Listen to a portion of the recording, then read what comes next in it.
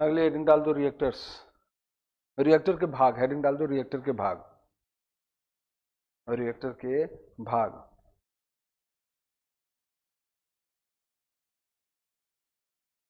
देखो ये nuclear reactor का, जो न्यूक्लियर रिएक्टर है उसकी एक सिंपल डिजाइन है। ये एक अलग बात है कि ज्यादातर रिएक्टर्स को जब हम देखते हैं तो इसमें जो रिएक्टर की बिल्डिंग है बड़ी वर्गाकार टाइप की, घनाकार टाइप की दिखाई गई है। ज्यादातर रिएक्टर्स को जब हम देखते हैं तो वो उनकी जो बेसिक डिजाइन होती है वो कुछ इस तरीके की होती है, ये ऐसे। तो यहाँ पर ये जो वर्गाकार रूप से जो कंक्रीट वॉल दिखाई गई है कि यहाँ सीमेंट की वॉल होती है। प्रति रिएक्टर का सबसे बाह्य भाग जो होता है वो कंक्रीट की वॉल का ही बना होता है। इसको शील्ड कहते हैं, शील्ड।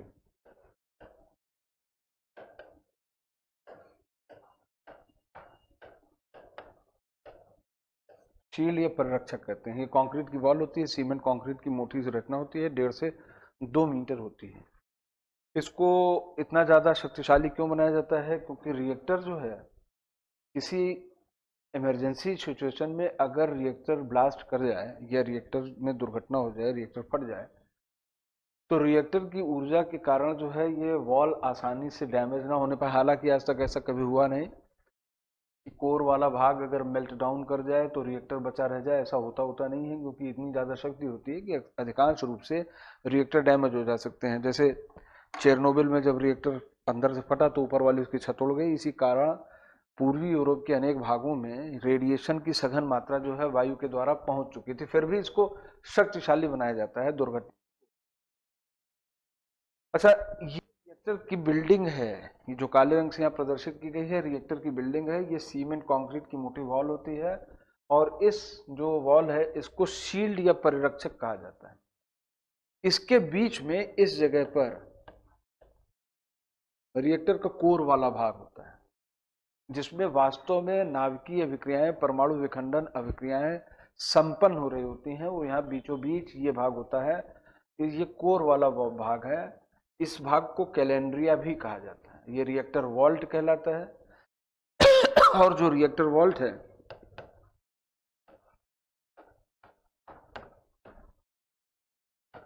रिएक्टर वॉल्ट को कैलेंड्रिया भी कहा जाता है। जहां शील्ड वाला भाग सीमेंट कंक्रीट का मोटा सा भाग होता है, वहीं जो रिएक्टर वॉल्ट होता है जिसमें वास्तव में विखंडन अभिक्रियाएं संपन्न होती है, जिसको रिएक्टर वॉल्ट कहा जाता है, जिसको कैलेंड्रिया कहा जाता है, ये धात्विक होता है। और अक्सर ये रिएक्टर वॉल्ट होता है जिरकोनियम, जिरकोनियम एक तरीके का मेटल एलिमेंट है, एक तरीके की धातु होती है, और तब फिर इसको जिरकोनियम की मिश्र धातु से बनाया जाता है। ये क्वेश्चन तुम्हारे यहाँ प्रीलिम्स में आ चुका है कि परमाणु रिएक्टर में कौन सा ऐसा एलिमेंट है जो परमाणु रिएक्टर में जरूर उपस्थित होता है। अभी तो अजीब सी चीज है, जैसे जो भी परमाणु रिएक्टर होगा उसमें यूरेनियम तो होगा ही, क्योंकि नाभिकीय ईंधन के रूप में यूरेनियम अगर प्लूटोनियम यूज नहीं करोगे तो रिएक्टर काम ही कैसे करेगा। इसके अंदर विभिन्न प्रकार की कंट्रोल रॉड्स होती हैं जो कैडमियम वगैरह की बनी होती है, बोरॉन की बनी होती है। अब वो भी अगर देखो तो एलिमेंट तो है ही है। तो अब ये इस तरीके के क्वेश्चन, लेकिन जो वहां पर उनको क्वेश्चन पूछने का जो उसमें जो संभावित उत्तर दिए गए थे उसमें जिरकोनियम शब्द आ गया था। यूजली जब हम लोग स्टडी करते हैं तो जिरकोनियम एलॉय की स्टडी नहीं करते, क्योंकि फंक्शनल पार्ट थोड़ी है। मतलब एक डब्बा है जिसके अंदर ईंधन रखा जाएगा, ये डब्बा है, और इस डब्बे के अंदर जो है ये ईंधन रॉड रखी हुई है, और ईंधन रॉड ही हमारे लिए महत्वपूर्ण है, सक्रिय रूप से यही काम करेंगे। लेकिन जो डिब्बा होता है ये किस धातु का बना होता है? ये जिरकोनियम मिश्र धातु का बना होता है। जिरकोनियम मिश्र धातु ही क्यों? तो क्योंकि जिरकोनियम मिश्र धातु के कुछ विशेष गुण हैं जो इसे परमाणु रिएक्टर के लिए सर्वथा उपयोगी बना देता है। जैसे देखो, जैसे यहाँ चित्र में प्रदर्शित किया गया है, ये फ्यूल रॉड है सफेद रंग की, ये कंट्रोल रॉड्स हैं। जब इसके अंदर न्यूट्रॉन पहुंचता है तो यूरेनियम या यूरिया, अगर फ्यूल एलिमेंट्स हैं, अगर ये फ्यूल रॉड है तो या तो यूरेनियम होंगे या तो प्लूटोनियम होंगे। न्यूट्रॉन क्या करता है? न्यूट्रॉन यूरेनियम को विखंडित करता है और क्रिया में ऊष्मीय ऊर्जा उत्पन्न होती है, और जब एक न्यूट्रॉन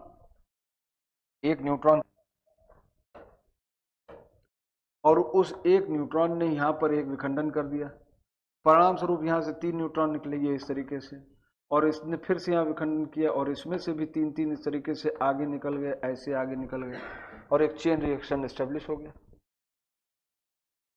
तो यहां पर अब देखो कि रिएक्टर के भीतर चेन रिएक्शन स्थापित हो गया, रिएक्टर के अंदर जब चेन रिएक्शन स्थापित हो गए तो रिएक्टर के अंदर ऊष्मीय ऊर्जा उत्पन्न हो।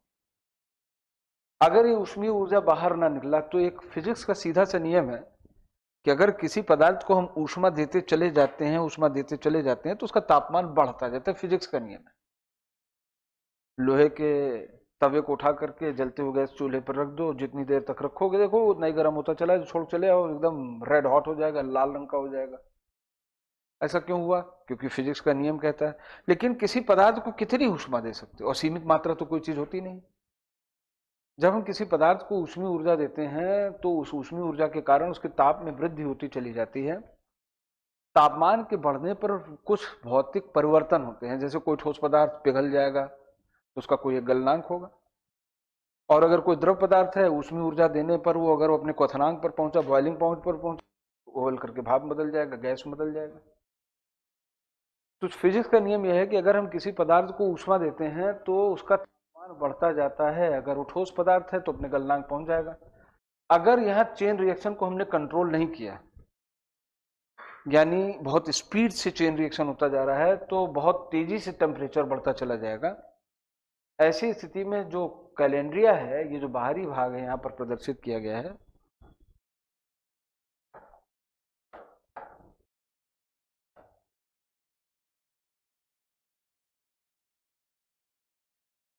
ये यहाँ पाइप कैसे निकली है अभी बाद दिखा दूंगा।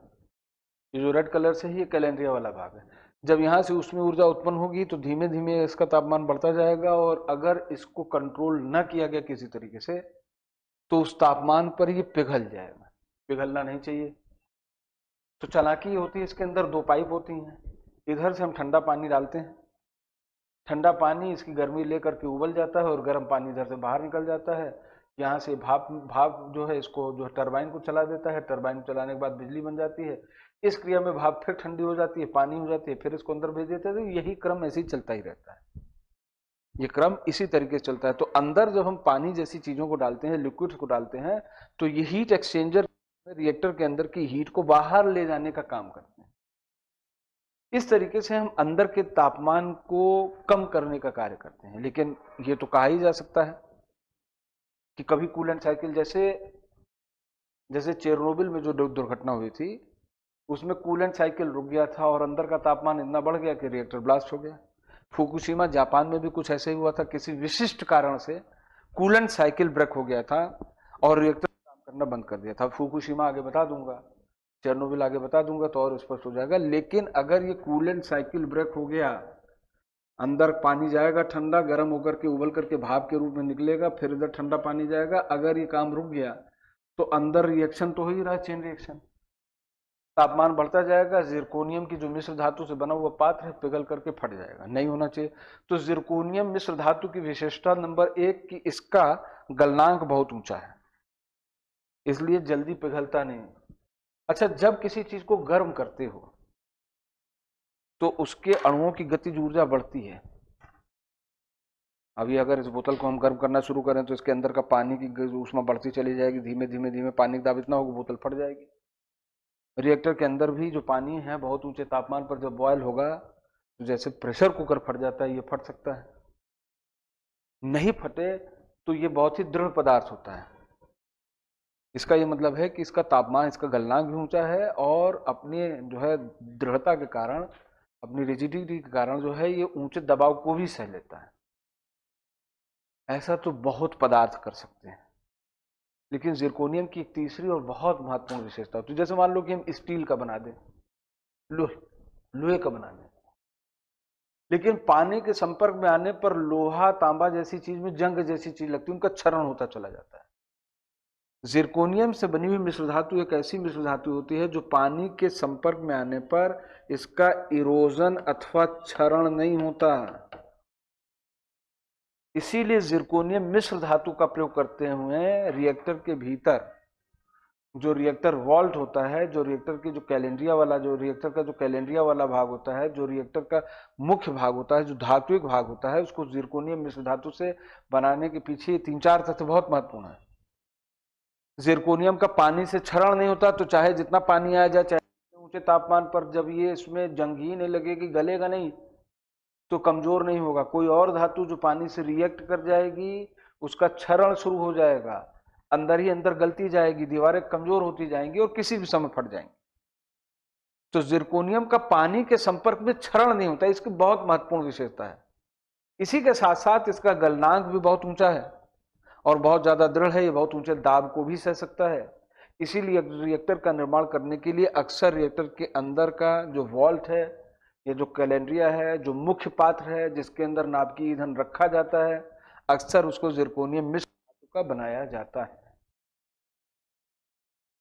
तो ये 2 पॉइंट हो गए, एक रिएक्टर वॉल्ट वाला भाग हो गया और दूसरा भाग हम लोगों ने बात कर लिया कैलेंड्रिया का। तीसरा भाग है जो तीसरा भाग ईंधन रॉड का है। ईंधन के रूप में हम जिन सामग्रियों का प्रयोग करते हैं, उनकी विशेषता क्या होती है? जो नाभिक होते हैं न्यूट्रॉन के आघात से स्प्लिट होते हैं और उनकी स्प्लिटिंग के कारण, उनके विखंडन के कारण एक चेन रिएक्शन स्थापित होता है। वैज्ञानिकों ने बहुत ज्यादा रिसर्च करने के बाद बताया है कि यूरेनियम 235, प्लूटोनियम 239 और यूरेनियम 233 तीन ऐसे समस्थानिक तत्व हैं, केवल 3 ही हैं जो विखंडन का प्रदर्शन करते हैं। बाकी किसी पर भी न्यूट्रॉन का बम्बार्डमेंट करने पर विखंडन नहीं करते। विखंडनीय, इनको विखंडनीय पदार्थ कहा गया। ये फिसाइल मटेरियल हैं।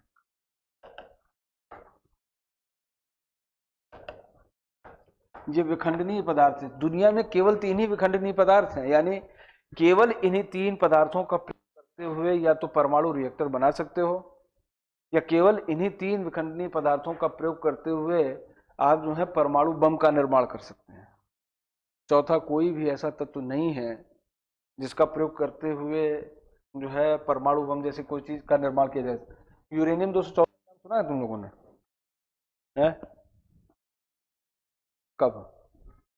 कोरोना काल में एक बार आया था कि चीन ने यूरेनियम 214 खोज लिया और बगैर दुनिया को जानकारी दिए खोज लिया। अब तो अनर्थ होने वाला है। कहीं कोई अनर्थ नहीं होने वाला है भाई। कहे कि 214 यूरेनियम 235 के तरीके से स्प्लिटिंग नहीं करता। तो चीन के वैज्ञानिकों ने खोजा है, तो फिर हमेशा संदेहास्पद ही है मामला, ऐसा कोई जरूरी नहीं है। कुछ चीजें ऐसी होती हैं जो हमारे यहाँ भी वैज्ञानिक करते हैं, वहां भी वैज्ञानिक करते हैं। हाँ, ये एक भाई चीन को लेकर संदेह ज्यादा है, तो इसलिए चीन की किसी भी हरकत को हम लोग, और उस कोरोना काल में जिसके बारे में माना ही जा रहा है कि वायरस तो चीन ने ही पैदा करके पूरी दुनिया में छोड़ा था। हाँ, तो ठीक है, हम कौन कह रहे हैं कि चाइना वायरस नहीं है। हमारा भी चीन से बहुत अच्छा संबंध थोड़ी है, लेकिन क्योंकि भारत सरकार नहीं कहती है कि चाइना वायरस है, तो हम भी नहीं बोलेंगे, क्योंकि आप तो लिखेंगे वही जो आपकी सरकार कह रही है कि सरकार को विद्रोह कर दोगे, सब कुछ करोगे नहीं। चाइना वायरस हम लोग लिख नहीं सकते हैं, लेकिन हम ये मानना चाहते हैं कि इसका प्रमाण काश मिल जाता कि इस पूरी दुष्टता के पीछे चीन ने जानबूझ करके बदमाशी की थी, तो फिर अंतर्राष्ट्रीय डिप्लोमेसी में कुछ और मजा आता। बहरहाल यहाँ यही 3 विखंडनीय पदार्थ है, इसके अलावा और कोई विखंडनीय पदार्थ नहीं है।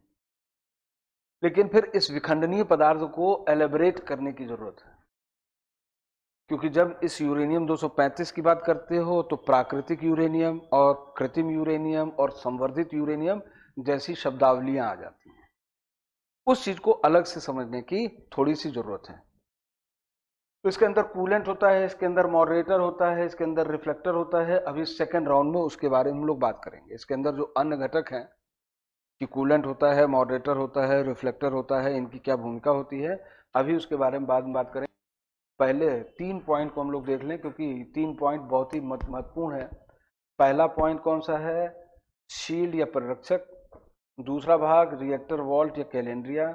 तीसरा भाग जो है फ्यूल, न्यूक्लियर फ्यूल या नाभिकीय ईंधन। तो अभी उसके बारे में हम लोग चर्चा करेंगे। तो रिएक्टर के भाग में पहली हेडिंग डाल दो, शील्ड या पर कोई चीज, हाँ पूछ रहा हूं इन 3 पॉइंट में, केवल 3 पॉइंट पर क्वेश्चन पूछ सकते हो। शील्ड पर क्वेश्चन पूछ लो, कैलेंड्रिया या रिएक्टर वॉल्व पर क्वेश्चन पूछ लो। ईंधन अभी हम एलेबरेट करके समझाएंगे, तो इन 2 पॉइंट में अगर कोई चीज पूछना हो तो पूछ लो, नहीं लिखा लें, छोटे छोटे 2 पॉइंट हैं, शील्ड या परिरक्षक, दूसरा रिएक्टर वॉल्ट। कोई चीज पहली हेडिंग डाल दो, रिएक्टर के भाग में पहली हेडिंग डाल दो, शील्ड या परिरक्षक। परिरक्षक, शील्ड या परिरक्षक। यह रिएक्टर का सबसे बाह्य भाग है, यह रिएक्टर का सबसे बाह्य भाग है।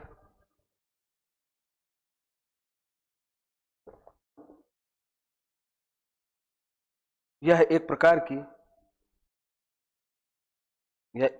की इमारत है, यह एक प्रकार की इमारत है जो सीमेंट कंक्रीट की,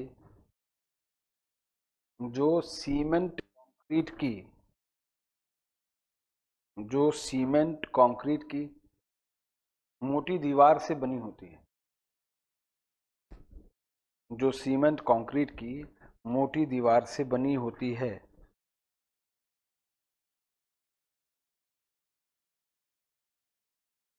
मोटी दीवार से बनी होती है, सीमेंट कंक्रीट की मोटी दीवार से बनी होती है। इसका उद्देश्य किसी दुर्घटना में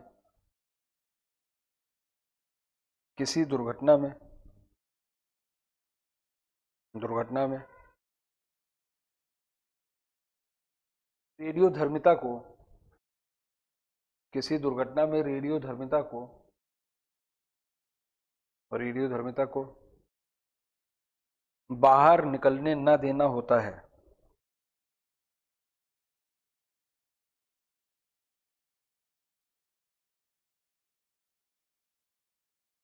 बाहर निकलने न देना होता है मतलब बाहर ना निकले, इसीलिए इसको बनाते हो। ये एक अलग बात है कि अभी तक जो परमाणु रिएक्टर में जो दुर्घटनाएं हुई हैं, जिसमें सही में जो विशिष्ट परमाणु दुर्घटनाएं हैं, उसमें ये जो रिएक्टर वॉल्ट है ये रेडिएशन को रोक नहीं सका। हाँ, अपवर्ड रेडिएशन होता था, साइड वाली दीवारें रुक जाती थी, मतलब ऊपर। अक्सर जब किसी चीज का धमाका होता है तो उसकी ज्यादातर ऊर्जा ऊपर की ओर उठती है, क्योंकि तापमान ऊंचा होता है, आसपास की गैसें जो है तुरंत गर्म हो जाती हैं, और जब गैसें गर्म होती हैं तो ऊपर की ओर उठती हैं। तो यहाँ देखो,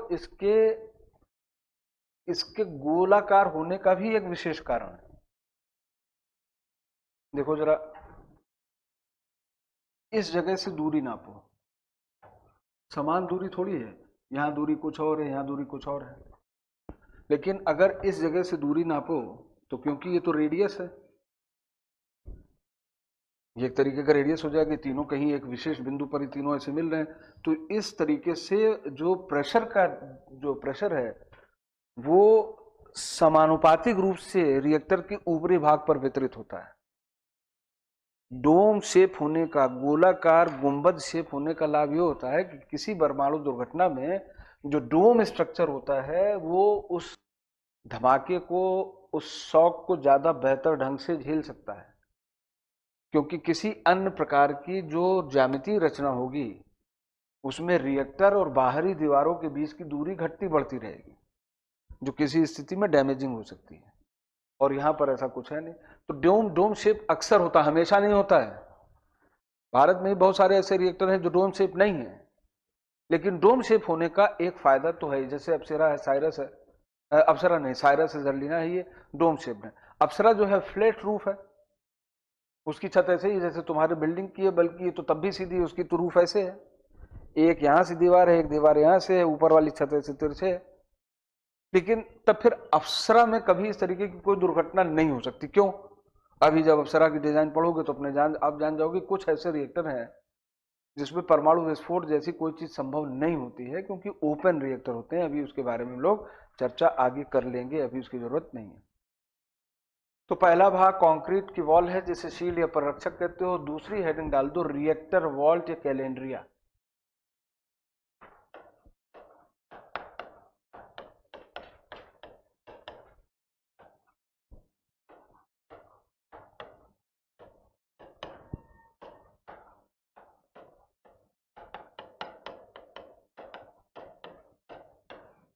रिएक्टर वॉल्ट अथवा कैलेंड्रिया, रिएक्टर वॉल्ट अथवा कैलेंड्रिया।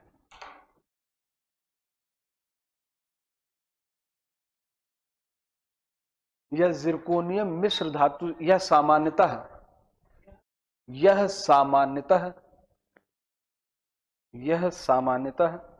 जिरकोनियम मिश्र धातु से, यह सामान्यतः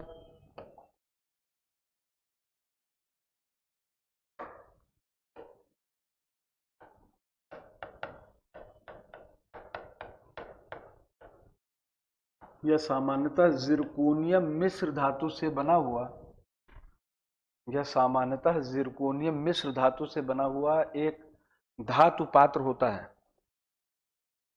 यह सामान्यतः जिरकोनियम मिश्र धातु से बना एक धातु पात्र होता है।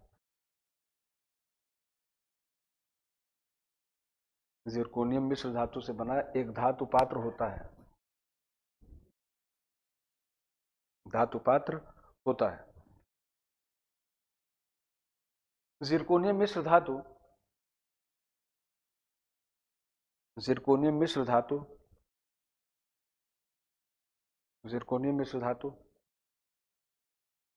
अनेक मायनों में महत्वपूर्ण है। अनेक मायनों में महत्वपूर्ण है।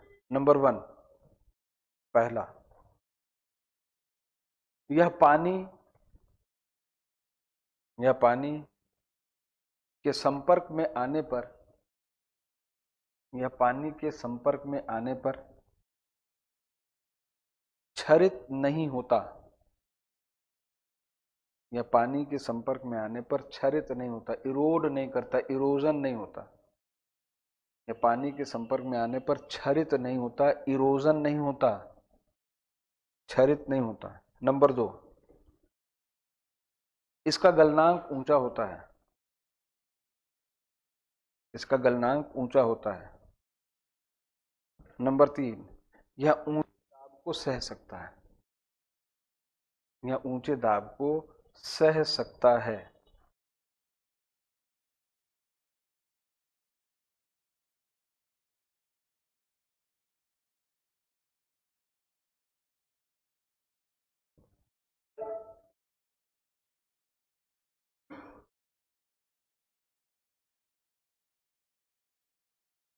अब आओ, जो अगली हेडिंग डाल दो, नाभिकीय ईंधन। तो नाभिकीय ईंधन,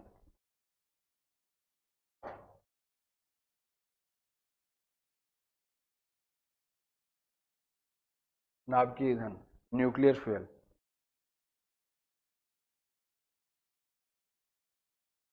लिखना नहीं, पहले नाभिकीय ईंधन सारा समझ लो, फिर हम इकट्ठे उसको लिखवा देते हैं। पहली चीज तो यह है कि जो शब्दावली प्रयोग में लाई गई, जिसको हमने अभी नाभिकीय ईंधन या न्यूक्लियर फ्यूल कहा, ये उचित शब्दावली नहीं है। क्योंकि ईंधन से हमारा आशय अक्सर ऐसे रासायनिक पदार्थ से है जिसे हम सामान्यतः दहन की क्रिया के द्वारा जिससे ऊर्जा प्राप्त करते हैं। जैसे कोयला है, लकड़ी है, क्या करते हो? जलाते हो, दहन करते हो, इसको क्या कहते हो? ईंधन कहते हो। तो नाभिकीय ईंधन शब्द बहुत अच्छा शब्द नहीं है, काम चल जाता है, लेकिन इसके लिए ज्यादा अच्छा शब्द विखंडनीय पदार्थ है। क्योंकि क्या करने जा रहे हो? यूरेनियम का क्या होगा? विखंडन। प्लूटोनियम का क्या होगा? विखंडन। तो नाभिकीय ईंधन ठीक है कि नाभिकीय ईंधन एक सामान्य शब्द है, लेकिन जो ज्यादा वास्तविक और ज्यादा बेहतर शब्द है वो है फिसाइल मटेरियल। विखंडनीय पदार्थ। पूरी दुनिया में केवल 3 ही विखंडनीय पदार्थ हैं, जैसा भी हम लोगों ने ऊपर चर्चा किया था।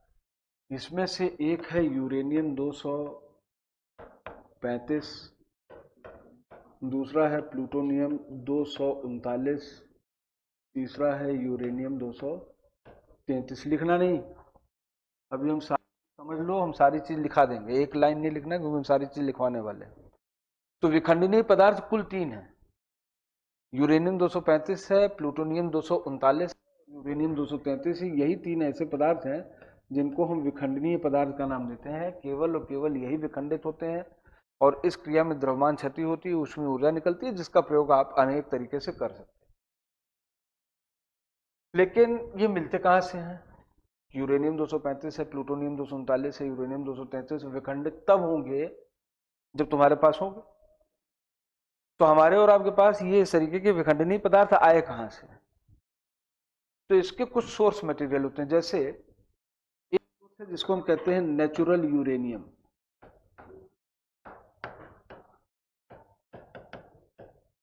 नेचुरल यूरेनियम को जैसे हिंदी में कहोगे प्राकृतिक यूरेनियम। प्राकृतिक यूरेनियम का क्या मतलब? अगर मान लो कि पता लगा QIS के नीचे 1-2 किलोमीटर के नीचे यूरेनियम का भंडार है, तो यहाँ एक खान खोदी जाएगी और उसमें से यूरेनियम निकाल करके लाया जाएगा।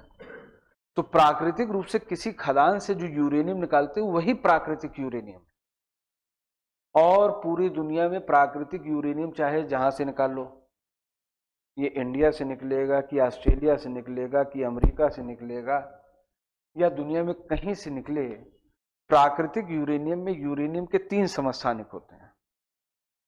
इसमें से पहला यूरेनियम 234, दूसरा है यूरेनियम 235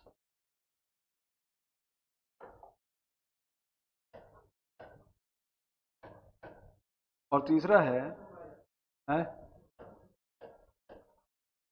अपने भारत में। क्यों? ज्योग्राफी नहीं पढ़े हो? हाँ, तो इसीलिए जादूगोड़ा, भाटी, नरवा पहाड़ी, कलिम्पोंग, इस तरीके से बहुत जगहों पर, भारत में बहुत जगहों पर, आंध्र प्रदेश में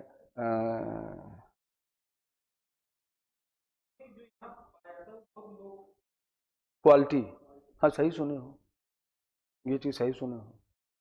लेकिन अभी इतनी जल्दी क्या है? अभी क्वालिटी लो हो जाएगी। और क्यों क्वालिटी लो है? लो होने का क्या मतलब है? अभी तब तक नहीं समझ में आएगा जब बता रहे नहीं समझ, तब तक लो क्वालिटी नहीं समझ पाओगे।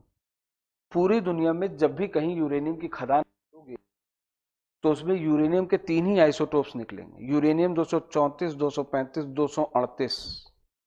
विखंडनीय पदार्थ में यूरेनियम 234 है क्या? नहीं। यूरेनियम 238 है क्या? नहीं। केवल यूरेनियम 235 ही तो है। ऊपर विखंडनीय पदार्थ नाभिकीय ईंधन के 3 ही तो समस्थानिक लिखे हैं। कौन कौन से? यूरेनियम 235, प्लूटोनियम 239 और यूरेनियम 233। और प्राकृतिक यूरेनियम में यूरेनियम के 3 समस्थानिक, यूरेनियम 234, यूरेनियम 235, यूरेनियम 238 में केवल यूरेनियम 235 एकमात्र ऐसा है जो विखंडनीय है। यूरेनियम 233 का तो इस लिस्ट में नाम ही नहीं है। क्यों नहीं है? और अगर इस लिस्ट में नहीं है, प्राकृतिक नहीं, तो आया कहां से? अभी आगे थोड़ा ठहर लिया जाए, अभी आगे आ जाएगा। यूरेनियम 234 की प्राकृतिक रूप से जो यूरेनियम मिलता है उसमें जो मात्रा है 0.005% है। और यूरेनियम 235 की जो मात्रा मिलती है उसकी वैल्यू है 0.715%। और यूरेनियम 238 सर्वाधिक मात्रा में पाया जाता है 99.280%। 10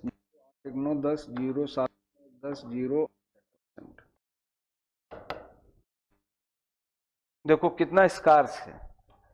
यूरेनियम 238 जो सर्वाधिक मात्रा में प्राकृतिक यूरेनियम उपस्थित है 99.280%, तो विखंडनीय है ही नहीं।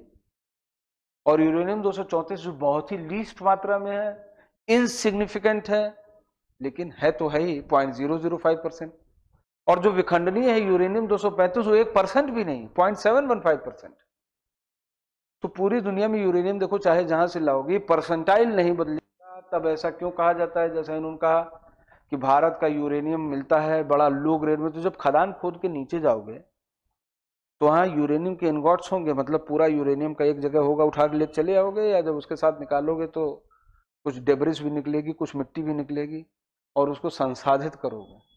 तो लो ग्रेड इसलिए है क्योंकि जो उसके साथ जो और चीजें निकलती हैं उसकी मात्रा ज्यादा है। यानी जब उसके साथ निकालोगे मिट्टी, ढेला, पत्थर, उसकी मात्रा होती है, यूरेनियम की मात्रा कम होती है। यानी भारतीय प्राकृतिक यूरेनियम को प्रोसेस करके उसको यूजफुल यूरेनियम में कन्वर्ट करने में बहुत ज्यादा परिश्रम, धन वगैरह की क्षति होती है, बहुत लगता है। जबकि दुनिया में किसी अन्य जगह से उसका जो कह सकते हो उसको जब हम प्रोसेसिंग में, इसलिए नहीं कि मशीनें वहां ज्यादा अच्छी, इसलिए क्योंकि वहां यूरेनियम जो ओर है वो ज्यादा बेहतर है। अच्छा, इसमें केवल और केवल देखो यूरेनियम 235 ही विखंडनीय है, बाकी विखंडनीय नहीं है। लेकिन कुछ ऐसे प्राकृतिक पदार्थ हैं जो स्वयं विखंडनीय नहीं है, लेकिन वो किसी दूसरे ऐसे पदार्थ को जन्म दे सकते हैं जो स्वयं विखंडनीय होते, जैसे यूरेनियम 238 जो है, अगर यूरेनियम 238 पर एक न्यूट्रॉन का बम्बार्डमेंट कर दो तो ये प्लूटोनियम 239 में बदल जाता है। यूरेनियम 238 स्वयं विखंडनीय नहीं है, लेकिन यूरेनियम 238 के नाभिक के अंदर अगर एक न्यूट्रॉन जाता है तो यूरेनियम 238 प्लूटोनियम 239 में बदल जाता है, और हमेशा ऐसा ही होता है और इसमें कुछ नहीं हो सकता। जैसे हमने बताया था कि यूरेनियम 235 पर एक न्यूट्रॉन जाएगा तो कोई जरूरी नहीं है कि बेरियम और क्रिप्टॉन में ही टूटे, परमाणु क्रमांक संख्या 34 से 58 के बीच में किसी में भी टूट सकता है। उसी तरीके से यहां यूरेनियम 238 के ऊपर जब एक न्यूट्रॉन का बम्बार्डमेंट होता है तो प्लूटोनियम 239 में वो बदल जाता है। और लेकिन प्लूटोनियम 239 देखो विखंडनीय है, तो यूरेनियम 238 स्वयं विखंडनीय नहीं, लेकिन फिर यूरेनियम 238 को हम क्या कहेंगे, यूरेनियम 238 जो है ये ब्रीडिंग मटेरियल है।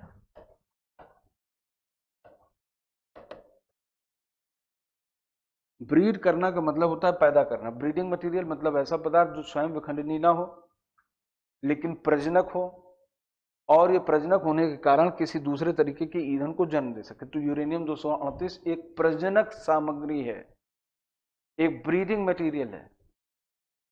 इसी ब्रीडिंग मटेरियल को वैज्ञानिक फर्टाइल मटेरियल भी कहते हैं।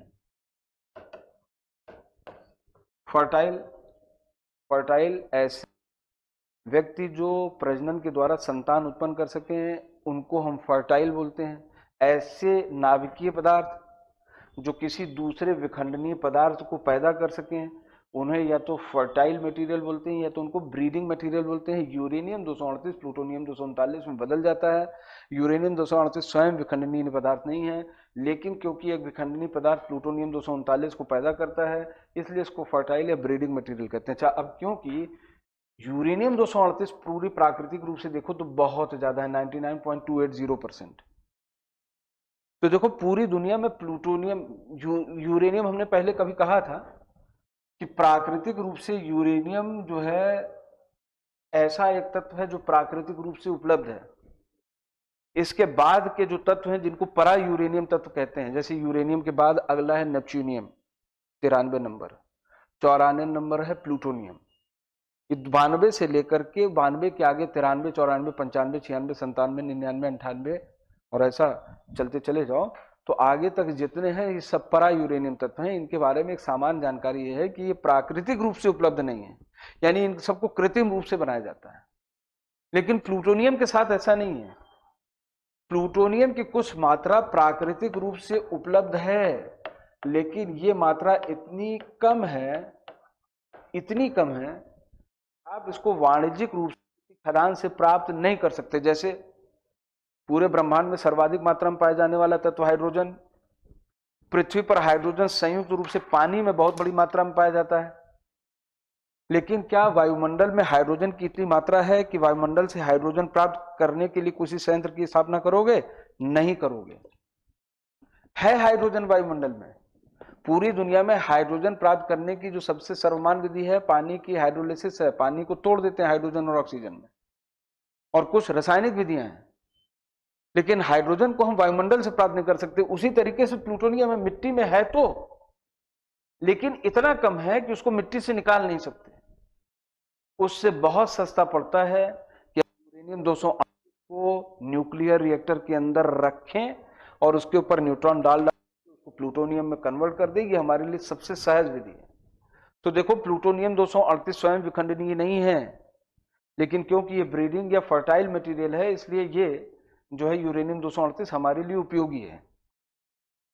इसी तरीके से केरल वगैरह के तट पर एक विशेष प्रकार की सैंड पाई जाती है, इसको ब्लैक सैंड कहते हो। उस ब्लैक सैंड में मोनोजाइट पाया जाता है, एक अयस्क है, और मोनोजाइट से थोरियम 232 निकाला जाता है।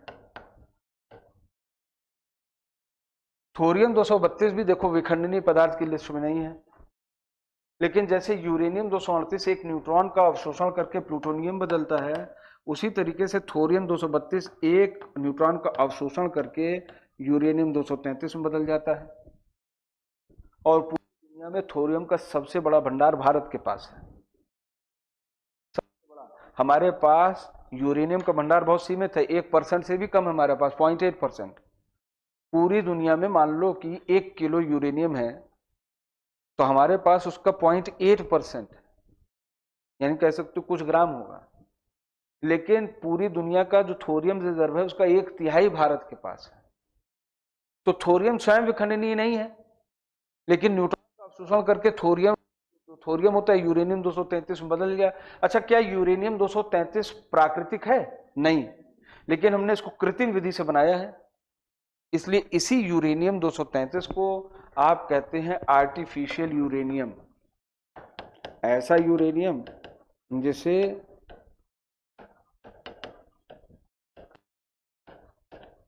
हमने कृत्रिम विधि से बनाया हो, तो इसे आर्टिफिशियल यूरेनियम कहते हैं।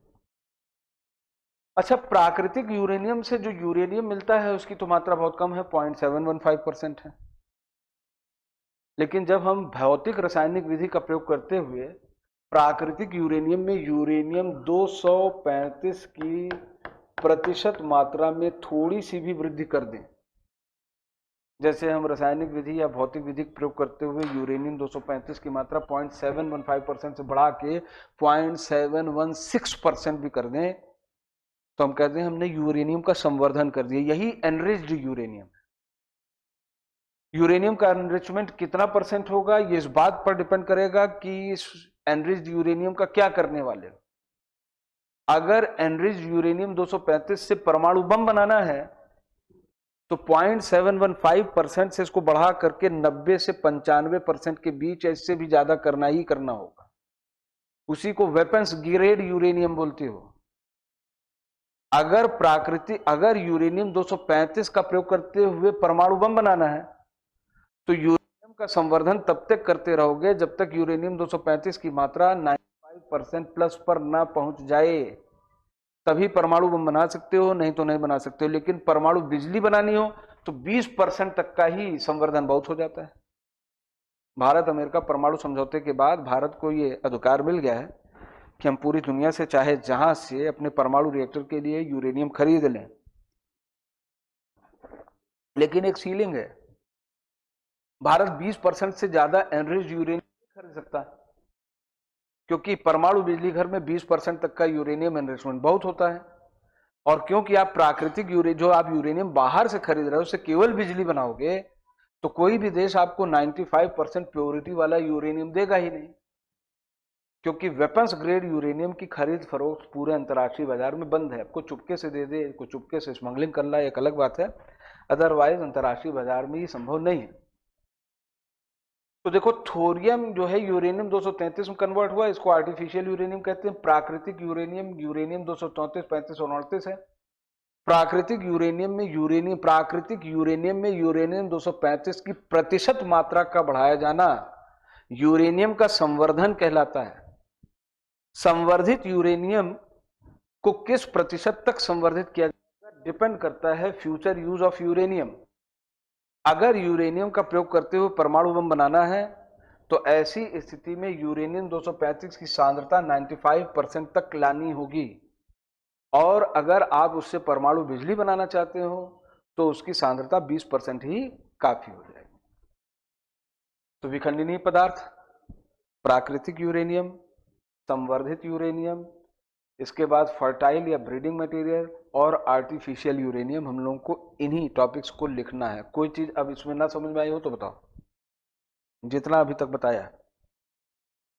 प्राकृतिक यूरेनियम ठीक है। अच्छा, फिसाइल मटेरियल क्या क्या है? यूरेनियम 235, प्लूटोनियम 239, यूरेनियम 233, इसकी संख्या बदलेगी नहीं, और देवनागरी लिपि में लिखते हुए भी आप इसके संकेत अक्षरों का खुल करके प्रयोग करेंगे। मतलब तो लिखो यूरेनियम 235 ऐसे भी लिख सकते हो, काहे इसका टाइम वेस्ट कर रहे हो। अगर आप यूरेनियम 235 लिख रहे हो तो ये भी अलाउड है, ये डिसअलाउड बिल्कुल भी नहीं, आपको इसको अलाउ किया गया है। आप इस तरीके के प्रतीक चिन्हों को जरूर ही इस्तेमाल कर सकते हैं। तो इसमें से जो दिए गए प्रतीक चिन्ह है उनका आप प्रयोग कर सकते हो, लेकिन अंक नहीं बदल जाएंगे, ये बहुत ही ध्यान से। कुछ लोग क्या करते हैं, प्लूटोनियम का प्रतीक चिन्ह 200 Pu239 होता है प्लूटोनियम, कुछ लोग पी लिख देते हैं, पी माने फास्फोरस। जो प्रतीक जैसे लिखा है उसको वैसे ही यूज करो, अपने उस हिसाब से उसमें एक आध अक्षर जोड़ने उघराने, ये एकदम रासायनिक प्रतीक है, अंतर्राष्ट्रीय मान्यता प्राप्त है, आप इनको बदल नहीं सकते। अगर Pu239 की जगह किसी ने ये लिख दिया तो हम जान जाएंगे कि रट के लिख रहे हो, क्योंकि समझ में तो बिल्कुल नहीं आया। तो प्लूटोनियम जो है ये 239 को ऐसे ही लिखा जाएगा जैसे आप P239, तो उसको बिल्कुल भी नहीं लिखेंगे। तो पहला क्या था, फिसाइल मटेरियल। दूसरा क्या हुआ, फिसाइल मटेरियल को हम लोगों ने, फिसाइल मटेरियल में जो चीजें आई, जैसे नेचुरल यूरेनियम में से यूरेनियम निकला, फिर उसका संवर्धन क्या हुआ, फिर इसके बाद हम लोगों ने ब्रीडिंग या फर्टाइल मटेरियल की चर्चा की, और फिर आर्टिफिशियल यूरेनियम की चर्चा की। इतने ही पॉइंट को तुम लोगों को लिखना है। कोई चीज जो ना समझ आए हो, कोई चीज पूछना हो तो पूछो, नहीं तो हेडिंग डाल के लिखवाएं। हाँ, प्लूटोनियम से भी बनता है। भारत का पहला परमाणु बम प्लूटोनियम 239 से ही तो बना था। हाँ बिल्कुल बन सकता है।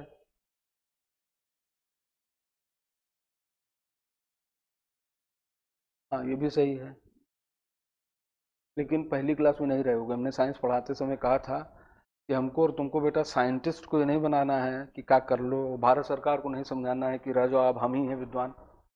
बिल्कुल कर सकते हो, कंस्ट्रेंट्स हम लोग नहीं जानते।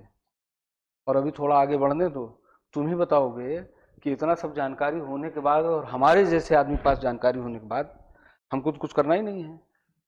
जाएं केरल में ब्लैक सैंड बालू भर के लिए चले आए और अपने घर में परमाणु बम बना लें, कोई कहे हथगोला मारेंगे, कह ले परमाणु बम नहीं कर सकते हो, क्योंकि अभी कन्वर्जन नहीं हो रहा है। जिस समय यूरेनियम 233 का भंडार हो जाएगा, अभी तुम यूरेनियम 233 का प्रयोग करते हुए बिजली नहीं पैदा कर पा रहे हो। डॉक्टर होमी जहांगीर भाभा ने अपनी मृत्यु से ठीक पहले भारतीय परमाणु वैज्ञानिकों के लिए एक रूपरेखा खींची थी कि यदि आपको परमाणु बिजली प्राप्त करनी है तो किस रास्ते से चलते हुए आप अपने सारे रिसोर्सेस को, हमारा सबसे बड़ा रिसोर्स तो तुम बता ही चुके हो, थोरियम है। तो हमारे लिए क्या अच्छा रहेगा कि हम अंतर्राष्ट्रीय रूप से यूरेनियम खरीद खरीद बिजली बनाएं, या अपने वाले को एग्जॉस्ट करें, अपने वाले को एग्जॉस्ट करें, वो भी 1/3 मात्रा में है।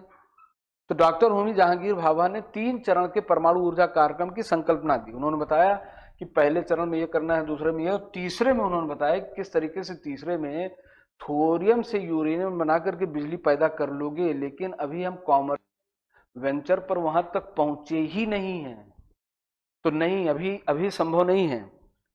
हाँ, इसमें यूरेनियम 235 से ज्यादा शक्तिशाली प्लूटोनियम 239 है।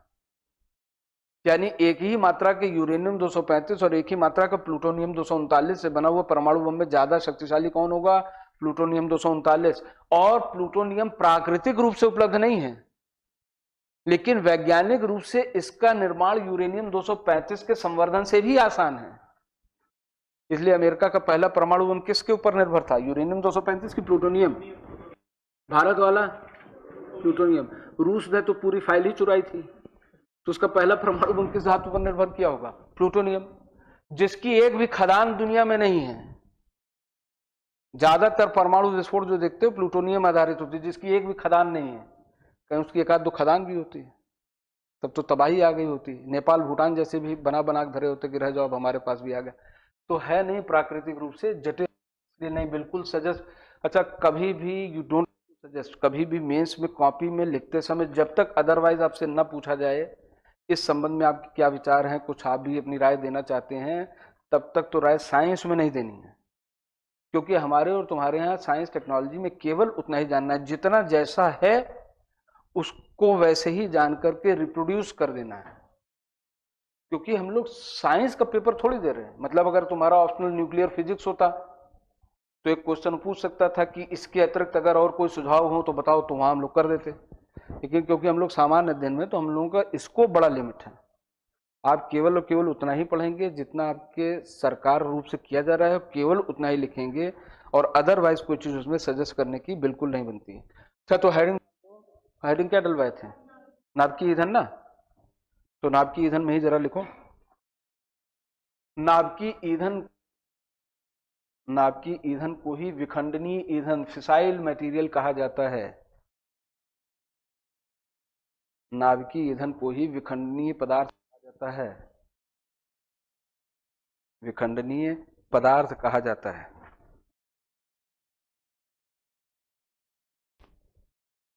पूरी दुनिया में विखंडनीय पदार्थ कुल 3 हैं। पूरी दुनिया में विखंडनीय पदार्थ कुल 3 हैं।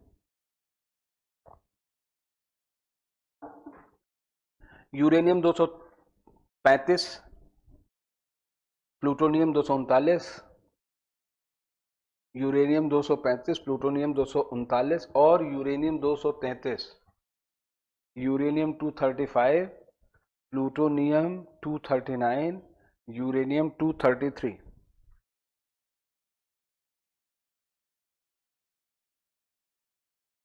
अगली हेडिंग डाल दो नेचुरल यूरेनियम, प्राकृतिक यूरेनियम। अगली हेडिंग डालो नेचुरल यूरेनियम या प्राकृतिक यूरेनियम।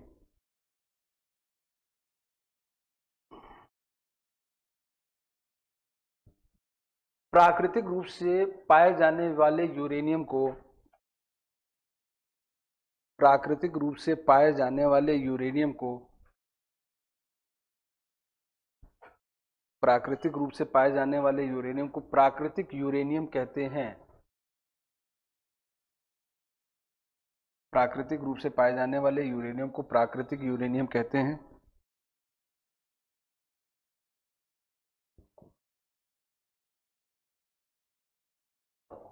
प्राकृतिक यूरेनियम कहते हैं। इसमें ये लिस्ट लिख लो, यूरेनियम 234.005%, यूरेनियम 235.715%, यूरेनियम 238 99.280%। इसमें यूरेनियम 234, यूरेनियम 235, यूरेनियम 238 निम्न मात्राओं में उपस्थित होते हैं। 0.005%, यूरेनियम 235 0.715%,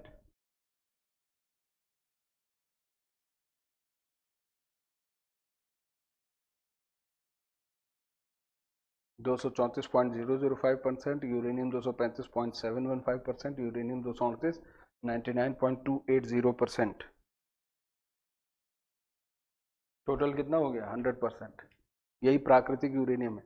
कहीं से भी प्राकृतिक, प्रकृति में कहीं से भी यूरेनियम निकालोगे, उसके तीनों समस्थानिकों में यही संबंध है।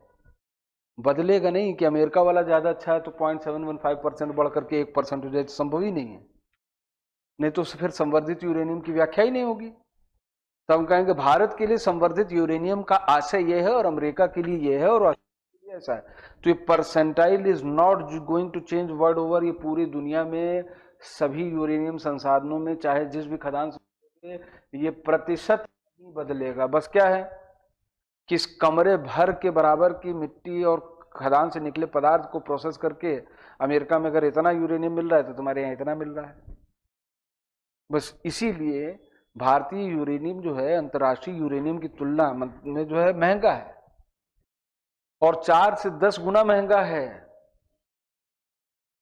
तो ज्यादा बुद्धिमत्ता किसमें है?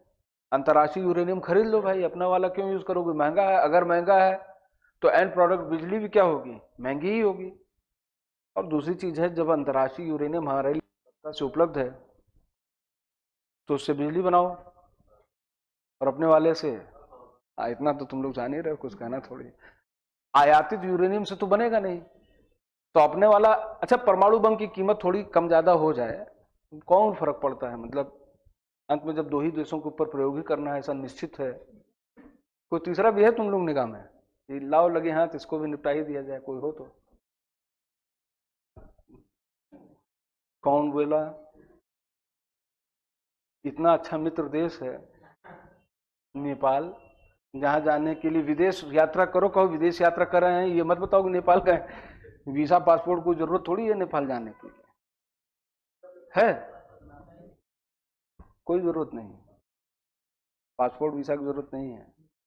नेपाल जाओ, घूम आओ, कहो हम विदेश यात्रा कर आए हैं। भूटान चले जाओ, कहो हम यात्रा कर आए हैं। म्यांमार में चले जाओ, 18 किलोमीटर तक म्यांमार के भीतर प्रवेश करने के लिए वीसा पासपोर्ट नहीं चाहिए। इसीलिए जब भारत ने सर्जिकल स्ट्राइक म्यांमार में की थी तो लोगों ने कहा अब तो भारत ने अंतर्राष्ट्रीय संधियों का उल्लंघन कर दिया। जब हमारा नागरिक म्यांमार के अंदर 18 किलोमीटर जा सकता है तो 4 किलोमीटर हमारी सेना हमारा नागरिक नहीं है क्या है? चले गए, पीट पाट चले गए। और पाकिस्तान पर हमने थोड़ी आक्रमण किया था। पाकिस्तान ने नहीं, आतंकवादी तो किनारे रखो, पाकिस्तान ने अवैध रूप से भारत के एक हिस्से को कब्जा कर रखा है। तो क्या हम अपने देशों में टेररिस्ट के ऊपर स्ट्राइक नहीं करते? पाकिस्तान ऑक्युपाइड कश्मीर यूके में किया, फिर वहां विदेश नीति कोई उल्लंघन नहीं है। अगर देश की अस्मिता को बचाने के लिए किसी देश पर सीधा प्रहार करना आवश्यक हो जाए तो किया जाना चाहिए कि नहीं किया जाना चाहिए? बस सब लोग एकदम सही बोल रहे। अच्छा चलो आगे, नेचुरल यूरेनियम के आगे हेडिंग डाल दो संवर्धित यूरेनियम, एनरिच्ड यूरेनियम। संवर्धित, एनरिच्ड, संवर्धित, सा आधा मा वर्धित, संवर्धित यूरेनियम। प्राकृतिक यूरेनियम में यूरेनियम 235 की मात्रा में, प्राकृतिक यूरेनियम में यूरेनियम 235 की मात्रा में प्रतिशत वृद्धि को, प्राकृतिक यूरेनियम में यूरेनियम 235 की मात्रा को की प्रतिशत वृद्धि करने को, प्रतिशत वृद्धि करने को यूरेनियम का संवर्धन कहते हैं। यूरेनियम का संवर्धन कहते हैं। प्राकृतिक यूरेनियम में यूरेनियम 235 की प्रतिशत मात्रा की वृद्धि को यूरेनियम के संवर्धन कहते हैं। यूरेनियम का संवर्धन, यूरेनियम के संवर्धन की मात्रा, यूरेनियम के संवर्धन की मात्रा उसके प्रयोग पर निर्भर करती है। यूरेनियम के संवर्धन की मात्रा उसके प्रयोग पर निर्भर करती है।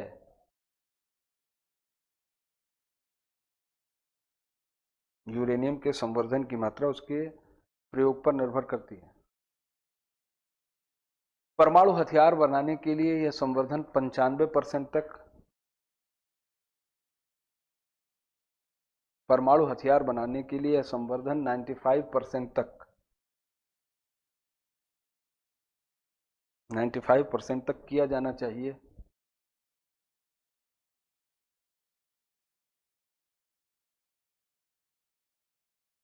परमाणु हथियार बनाने के लिए संवर्धन 95% तक किया जाना चाहिए, जबकि परमाणु बिजली घर के लिए,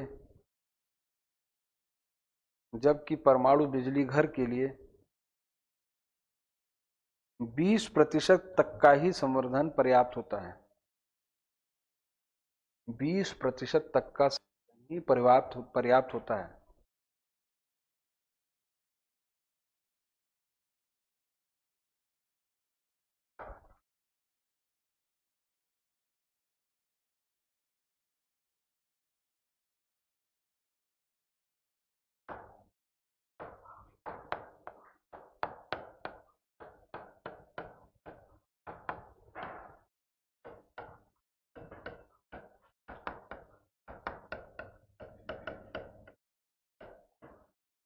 अगली हेडिंग डाल दो फर्टाइल या ब्रीडिंग मटेरियल। फर्टाइल या ब्रीडिंग मटेरियल, प्रजनक सामग्री। फर्टाइल या ब्रीडिंग मटेरियल,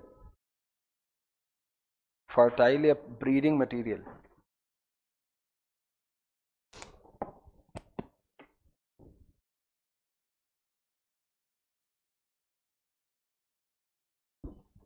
फर्टाइल या ब्रीडिंग मटेरियल ऐसे पदार्थ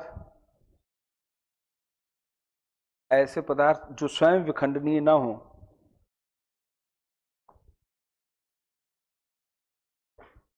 ऐसे पदार्थ जो स्वयं विखंडनीय ना हो,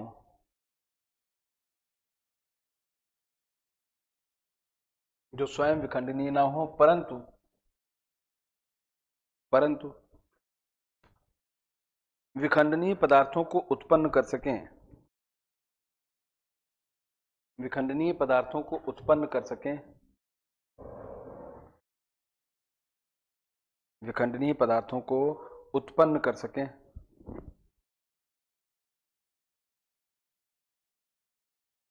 फर्टाइल या ब्रीडिंग मटेरियल कहलाते हैं, प्रजनन सामग्रियां कहलाती हैं।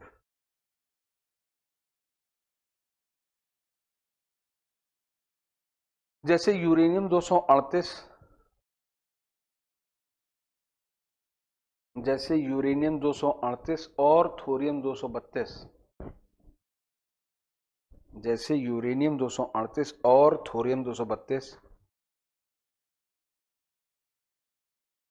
क्रमशः प्लूटोनियम 239, क्रमशः प्लूटोनियम 239 और यूरेनियम 233 और यूरेनियम 233 को उत्पन्न करता है, को उत्पन्न करते हैं।